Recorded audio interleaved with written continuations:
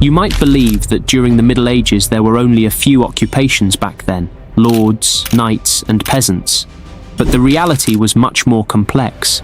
You see, in medieval Europe, some jobs were not just difficult, they were downright dangerous. From carrying deadly plague victims to collecting blood-sucking leeches from ponds, these occupations were vital, yet brutally disgusting. In this video, we will talk about the 4 worst jobs during the Middle Ages. Number 1. The Plague Bearer. The Black Death swept across Europe in the 14th century, killing an estimated 2/3 of the population within just 2 years. The sheer number of deaths overwhelmed medieval communities, and the task of dealing with the dead fell to the plague bearers. These unfortunate individuals had the grim responsibility of collecting and burying the bodies of plague victims. Plague bearers often worked alongside seekers of the dead, usually old women who were paid to examine corpses and determine if they had died from the plague. Once a death was confirmed, the plague bearer would ring a bell to announce their approach, calling out phrases like, "Bring out your dead." This haunting cry became synonymous with the terror of the plague. Plague bearers faced the constant danger of contracting the disease themselves. With only a rag tied around their faces to try and mask the smell, they ventured into homes and streets to collect the bodies.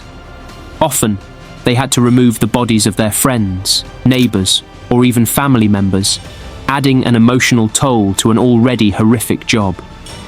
The corpses were loaded onto carts, sometimes dozens at a time, and taken away for burial.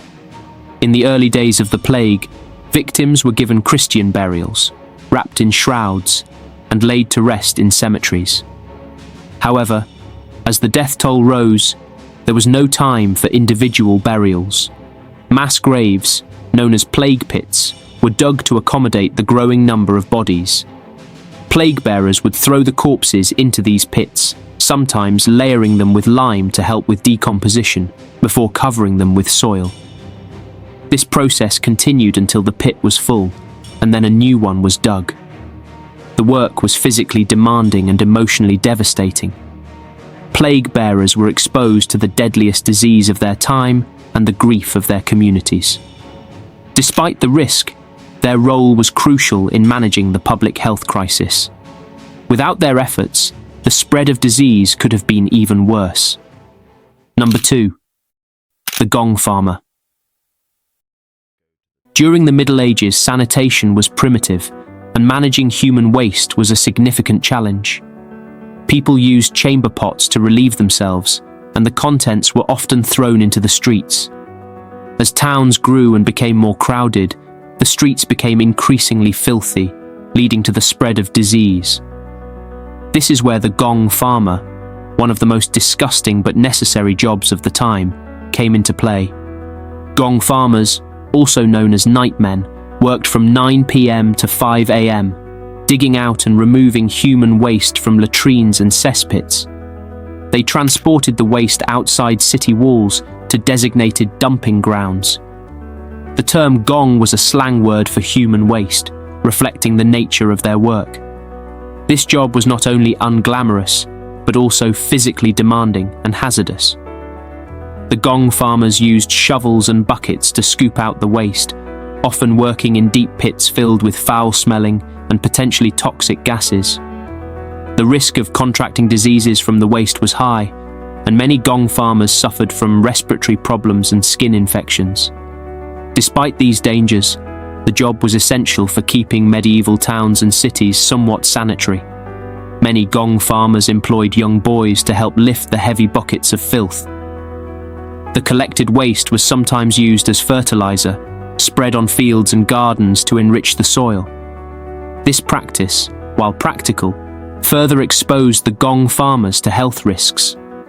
The night soil men, as they were sometimes called, worked under the cover of darkness to avoid the public eye and the stigma associated with their job. Despite the hazards and social stigma, gong farming paid relatively well. They earned about 6 pence per day, equivalent to a week's wage for the average worker. This made the job attractive to those in desperate need of income.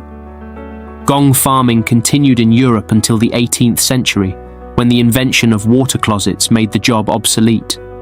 However, in some parts of the world, similar jobs still exists today. Number 3. The leech collector. In medieval times, bloodletting was a common medical practice, believed to balance the body's humours. Physicians of the time followed the Greek theory that illness was caused by an imbalance of the 4 humours: phlegm, black bile, yellow bile, and blood. One of the most popular methods of bloodletting involved the use of leeches, and the job of collecting these leeches fell to the leech collector. Leech collectors waded into ponds and rivers, letting the leeches attach to their bare skin. These parasites thrived in fresh water and were often found in muddy, stagnant waters. The job was not only uncomfortable, but also dangerous and unhygienic. Collectors sliced into the bare skin of their legs and feet to attract the leeches, which would latch on and begin feeding on their blood. The ponds and rivers where leech collectors worked were often cold and dirty, increasing the risk of infections and diseases. Once enough leeches had attached themselves, the collectors carefully climbed out of the water and detached the leeches. The leeches were then stored in jars to be sold to physicians and barber surgeons, who used them for medical treatments. An adult leech could drink up to 5 times its body weight in blood, making them highly valued for their healing properties. Leech bites often bled for several hours, and the loss of blood could leave collectors feeling weak and sick. The open wounds from the bites were prone to infections, further compromising their health. Despite the risks, leech collectors provided an essential service to medieval medicine, as bloodletting was believed to cure a wide range of ailments, from fevers to headaches. Leech collectors were typically poor and had few other employment options.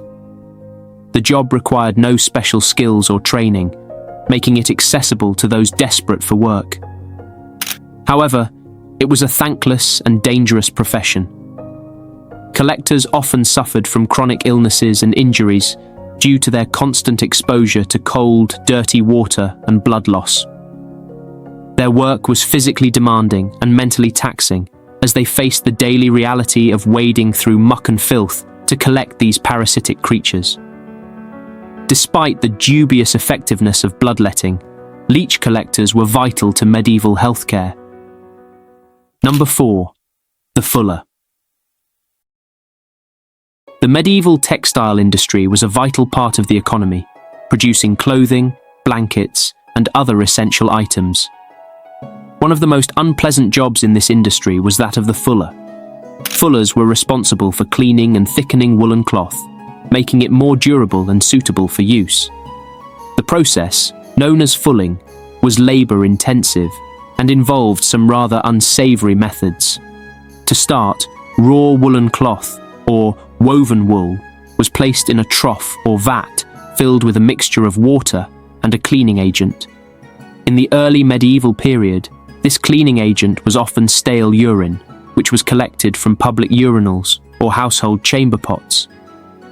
Urine contained ammonia, which helped to clean and soften the wool. The fuller would then step into the vat and stomp on the cloth, working the urine into the fibres. This process was repeated until the cloth was thoroughly cleaned and thickened.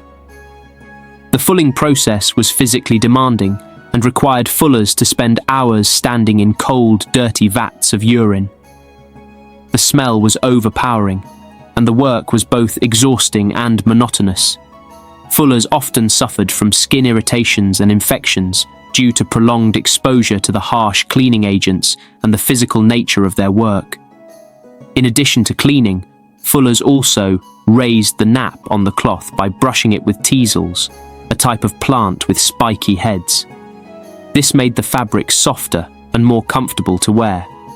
Once the fulling process was complete, the cloth was rinsed and stretched on wooden frames called tenterhooks to dry. This final step ensured that the fabric retained its shape and size. Despite the unpleasant nature of the job, fullers were essential to the textile industry. I hope you enjoyed this video. Also do check out this video about the worst medieval punishments.